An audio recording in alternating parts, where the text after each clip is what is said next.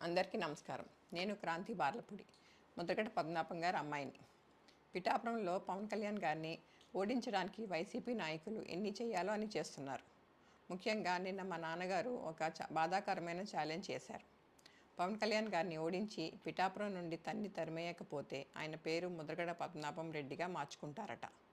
ఈ కాన్సెప్ట్ ఏంటో నాకు అసలు అర్థం కాలేదు. ఆయన ప్రకటన ముద్రగడ అభిమానులకు సైతం నచ్చలేదు. వంగా గీత గారిని గెలిపించడానికి కష్టపడవచ్చు, కానీ పవన్ కళ్యాణ్ గారిని మరియు ఆయన అభిమానుల్ని కించపరిచేలా కామెంట్స్ ఉండకూడదు. మా నాన్నగారిని కేవలం పవన్ కళ్యాణ్ గారిని తిట్టడం కోసమే జగన్మోహన్ రెడ్డి గారు వాడుతున్నారు. ఈ ఎన్నికల తర్వాత ఆయనను ఎటు కాకుండా వదిలేయడం పక్కా. ఈ విషయంలో నేను మా నాన్నగారిని పూర్తిగా వ్యతిరేకిస్తున్నాను.